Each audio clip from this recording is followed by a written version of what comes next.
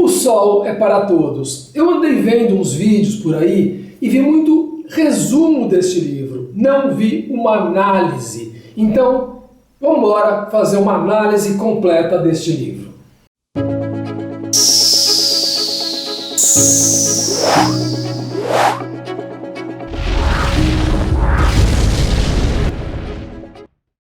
Eu sou Antônio Sampaio Dória, escritor. Meu último livro é este aqui, A Virada de Tia Anastácia, que fala do racismo na obra do Monteiro Lobato, mas é uma aventura. E, aliás, este livro aqui, O Sol é para Todos, também vai falar de racismo. Tem tudo a ver. Eu vou tentar fazer uma análise o mais completa possível. A primeira coisa que a gente tem que ver neste livro é a intencionalidade da autora. Nesse caso, é uma coisa muito clara, pois ela lançou esse livro em 1960, no meio do movimento civil pelos direitos dos negros nos Estados Unidos. Então, esse livro a gente pode considerar um livro político, porque a autora se posicionou em relação a esta luta, que não tinha chegado ao auge ainda. Ela publicou em 60. O Martin Luther King não tinha feito ainda aquele discurso famoso que ele faria. Além de ser um livro político nesse sentido, a autora quis fazer um livro histórico também, porque ela situou muito bem esse livro na história dos Estados Unidos, com tempo e lugar claramente definidos. É uma pequena cidade no sul do Alabama, no sul dos Estados Unidos, que parece muito com a cidade em que ela nasceu. Ela apenas mudou o nome da cidade para Macon, em 1935, quer dizer, é uma era de depressão nos Estados Unidos e uma era em que o racismo ainda era muito pior do que ali naqueles anos 60. Parece que ela adivinhou a importância que esse livro poderia ter nos Estados Unidos, e tem, porque se tornou um clássico lido por todos. A narração desse livro é bem importante, porque a gente tem a família ali, o pai, o Atticus Finch, de mais ou menos 48 anos, a filha, Scout, ela se chama Jean-Louise, a narradora, que tem 6 anos no começo, o Jeremy, de 10 anos, e a empregada Calpurnia, que faz o papel da mãe ali da casa, porque a mãe dela já tinha morrido muito cedo. Essa narradora, gente, é um grande achado. Primeiro, não é uma menina boazinha, é uma menina curiosa, mas não boazinha. E ela é agressiva. Ela se comporta como um menino. Ela anda com roupa de menino. E o título? To Kill a Mockingbird.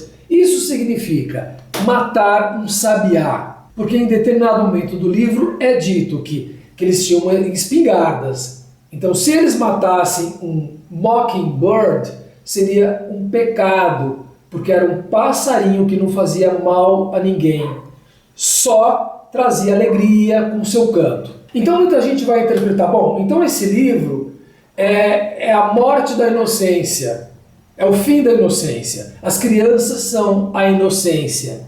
E na parte que vai ter o julgamento do negro Tom Robinson, que vai ser um péssimo julgamento, sem nenhum direito para ele, e essa inocência vai morrer. Essa interpretação é muito simplista. Não é isso. Vamos partir para uma interpretação muito mais completa do que essa, ok? O livro é dividido em 2 partes. Então a gente percebe que a autora está falando de um microcosmo, que é o mundo das crianças, e depois ela vai falar do macrocosmo, que é o mundo dos adultos, com a justiça, com todas as instituições, tudo que tem direito. Mas esse microcosmo não é tão ingênuo assim, tão puro assim como a gente gostaria de acreditar, que as crianças são totalmente puras e ingênuas. Até porque a criança, quando ela começa a falar, ela começa a repetir os preconceitos dos pais. E a gente sabe que criança pode ser muito cruel, inclusive umas com as outras. O que acontece nessa primeira parte, que é o microcosmo? Tudo o que acontece é um sinal, é um prenúncio do que vai acontecer depois. A gente pode interpretar assim.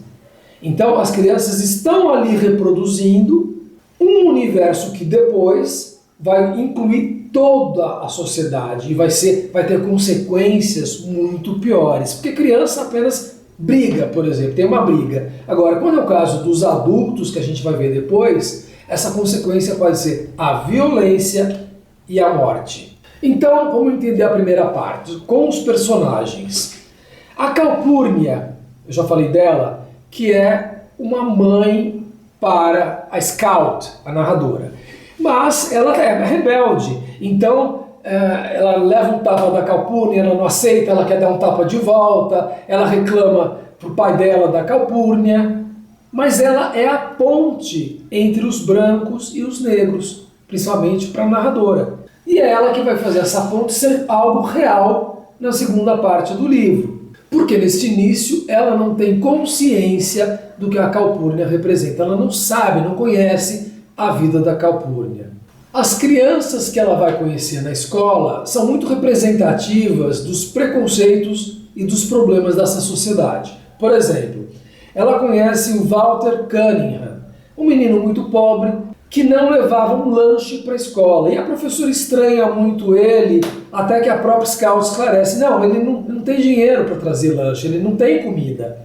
Então, vai acontecer que ela e o irmão dela convidam ele para almoçar em casa, ele vai, e a Scout estranha muito o jeito como ele come à mesa. E aí a Calpurnia fala, não chame a atenção dele, aqui ele é um convidado. Quer dizer, a primeira manifestação de preconceito da própria Scout.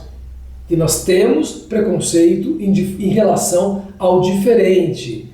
E esse livro vai falar disso, do preconceito de uma maneira geral. Um outro menino que aparece ali é o Burris Ewell. Ele vem com piolho, a professora fala alguma coisa, e ele reage muito mal, de uma forma violenta, e até ameaça a professora. Isso é muito significativo, porque ele é da família, é de uma família muito pobre, mas branca, e é esta família que vai acusar o negro Tom Robinson de estupro. Então ele já está demonstrando aqui no início o caráter belicoso, problemático desta família. Inclusive os filhos não estudavam, eles só iam para a escola um dia por ano e depois abandonavam a escola. Eles não estudavam, eles dependiam de ajuda governamental para viver. Eram muito pobres. Dill é o menino que aparece ali no começo e fica amigo deles. Só que o Dill, umas horas ele fala que tem pai, aí depois ele fala que não tem pai, ele entra em contradição. O que simboliza ele? Um outro tipo de preconceito que existia na época contra as famílias desestruturadas. E ele mostra que ele se ressente com isso, porque ele mente a respeito da origem dele. Então, às vezes ele fala do pai, às vezes ele fala que não tem pai. É uma coisa bastante confusa. E o Boo Radley era um vizinho recluso que não saía de casa, e aí eles criam maior mitologia em torno deste vizinho. Falavam que ele era um fantasma, que ele era terrível. Aí diziam que ele tinha uma vez esfaqueado o pai dele, mas ele não saía de casa, já era um adulto. Então, em determinado momento, o pai fala, parem de perturbar esse vizinho. Vocês estão perturbando, porque eles jogavam pedra, ou queriam mandar um bilhete, enfim, eles queriam conhecer, eles queriam saber a respeito deste vizinho. Era um tipo de preconceito? Sim, era, porque era o desconhecido. É o medo, o fascínio e o preconceito em relação ao desconhecido. E vai acontecer que eles vão tentar entrar lá um dia à noite, vão fazer barulho, não sei o quê, e aí o pai ou o irmão ali desse Boo dá uns tiros para cima e vai falar assim, eu vi um negro entrando ali no jardim. Veja como funciona o racismo dessa sociedade. Só que na primeira parte, esse racismo está meio que difuso, está meio que implícito. E na segunda parte, esse racismo vai ser explícito.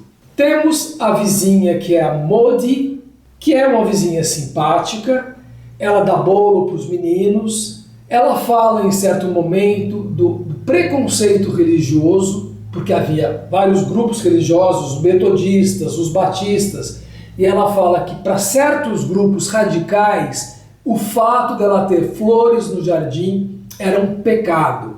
Então é mais uma mensagem aí falando de preconceito. E o incêndio que vai ocorrer na sua casa. Em determinado dia, a sua casa pega fogo, todo mundo fica ali preocupado porque poderia passar para as outras casas. Mas o que é legal, gente, nesse incêndio é a reação que ela tem depois. Ela fala, não, foi bom que minha casa pegou fogo, era uma casa muito grande e agora eu vou fazer uma casa menor para mim. Então esse fogo também parece ser um sinal do que vai acontecer depois. Essa cidade vai pegar fogo com o caso ali do julgamento do Tom Robinson. E também parece, no meu entender, apontar uma saída, que a solução seria de fato queimar as velhas estruturas sociais para dar lugar às novas. Isso é da minha cabeça, porque está na primeira parte ainda. Bom, gente, eu falei do macrocosmos. Só que esse macrocosmo, na verdade, ele já começa na primeira parte. Ele começa no capítulo 9, ele se manifesta ali. Porque eles vão para a escola e os meninos ali da escola começam a xingar a Scout, dizem, ah, seu pai é um defensor de pretos, seu pai gosta dos pretos, e ela vai lá e pá, pá, pá, e bate no menino. Chega em casa, seu pai fala que ela não pode mais bater no menino, ela começa a entender o que vai acontecer, que o pai dela, aceitou defender o negro no tribunal, e por isso ele já passa a ser um motivo de ódio, de ataque dos moradores da cidade, que não davam o direito de um negro nem mesmo se defender. Tal era o racismo. E ainda tem dois acontecimentos importantes na primeira parte. Um determinado dia, o pai mata um cachorro louco que estava andando ali. Bom, o significado disso é que o pai era alguém que fazia aquilo que era desagradável, mas necessário. Ele tinha que matar o cachorro e, inclusive, ele não costumava dizer que ele sabia atirar bem, e ele sabia atirar bem. Então ele fazia o que era necessário. E a defesa do Tom Robinson era algo necessário de ser feito. E aí tem um acontecimento com a senhora do Bowles, uma velha.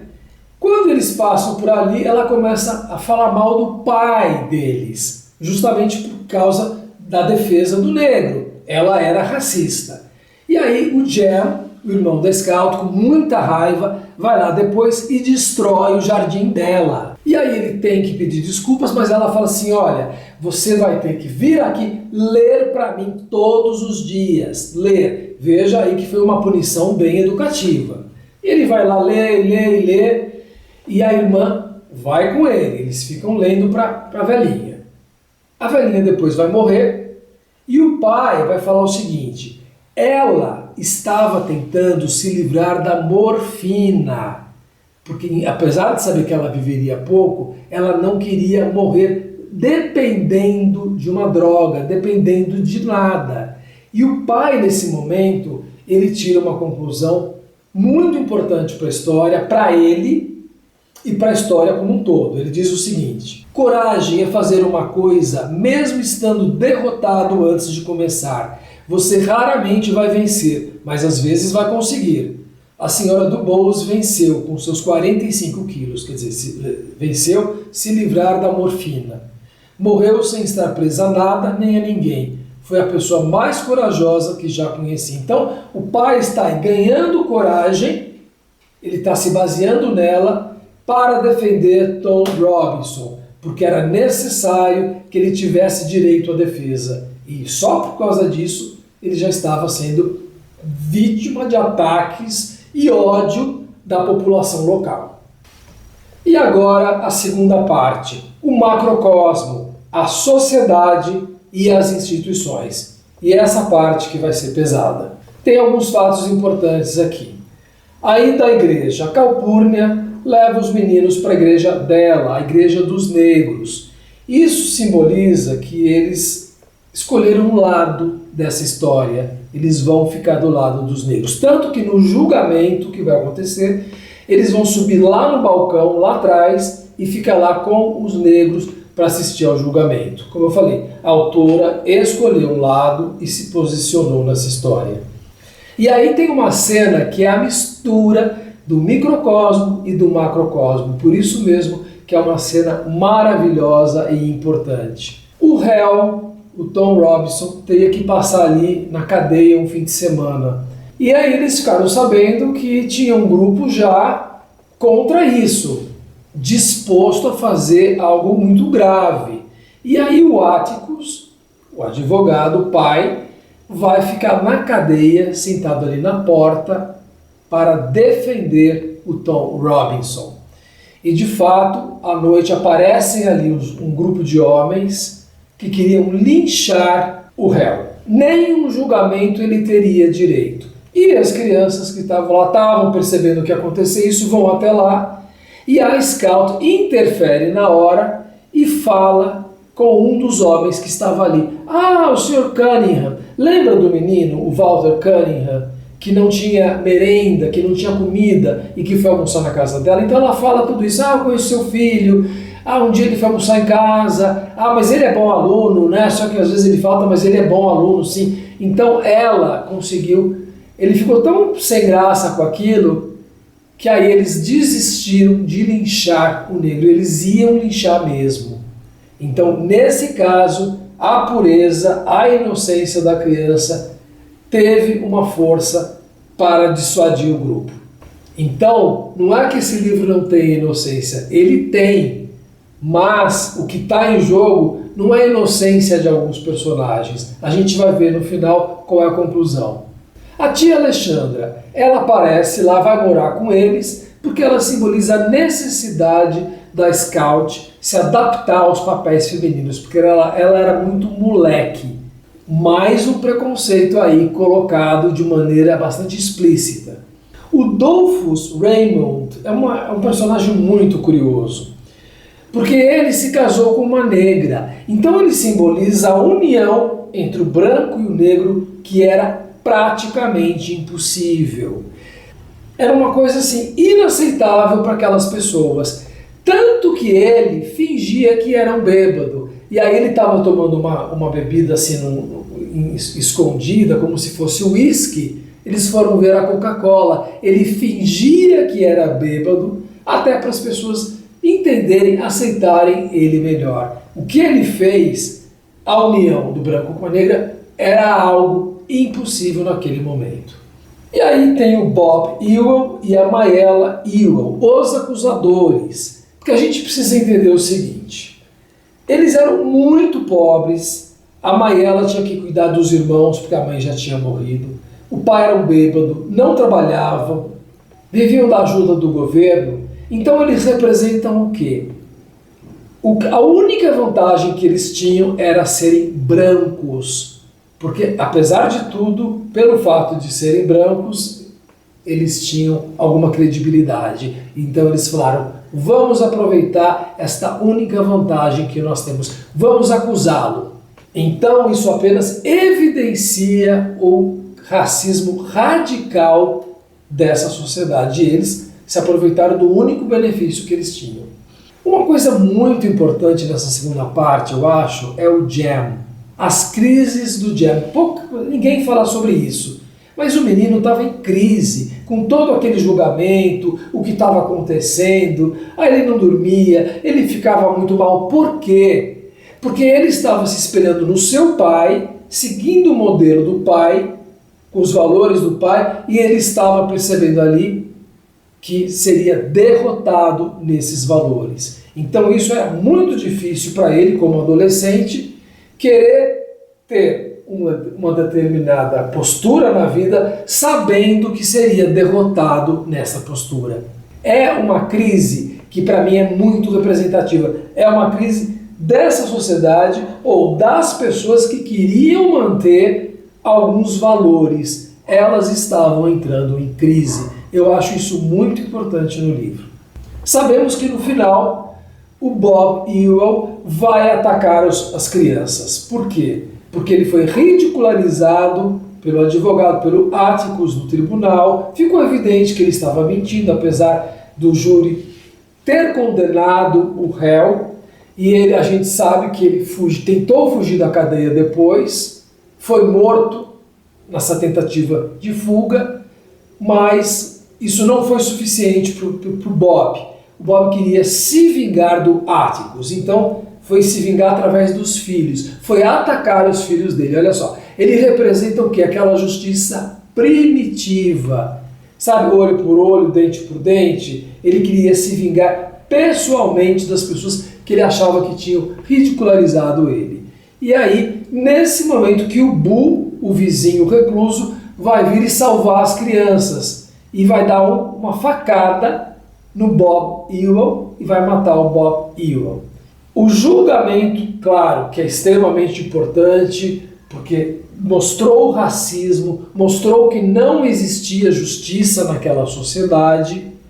É um final muito pessimista a respeito da sociedade americana naquele momento, mas tem aí um pequeno consolo, uma pequena esperança pelo fato do Bob Ewell, o grande vilão da história, ser morto. Quer dizer, uma pequena justiça foi feita nesse caso. Salvos pelo vizinho que era motivo de preconceito também, porque era o esquisitão, porque era o recluso. Então mais um sinal de que os preconceitos estavam caindo por terra, pelo menos para aquelas pessoas ali que estavam conscientes dos fatos. E temos também a conclusão de que os valores são muito relativos. Por quê? Porque a verdade não foi suficiente para salvar o Tom Robinson. E a verdade agora não poderia ser dita.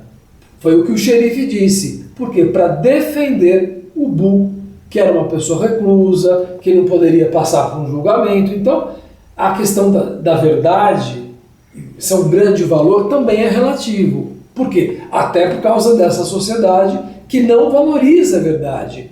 A sociedade que prefere os preconceitos à verdade.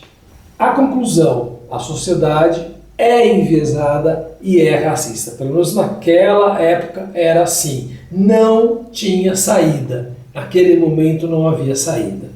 Mas o pai fala algumas coisas durante a história que são mensagens para a gente levar e que explicam o livro. São várias mensagens ao longo do livro. Eu vou ler uma delas aqui. Se aprender um truque simples, vai se relacionar melhor com todo tipo de gente. Você só consegue entender uma pessoa de verdade quando vê as coisas do ponto de vista dela. Então ele está ensinando aqui a empatia, tentando entender os outros, tentando ver o outro, não pelo preconceito, mas pela verdade do outro.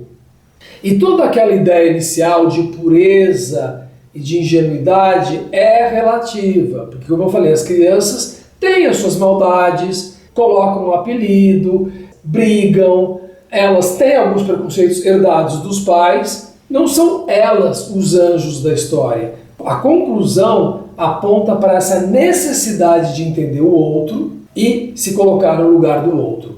Essa seria a saída, a única saída para aquele estado de coisas que a autora nos mostra, que era o fortíssimo preconceito.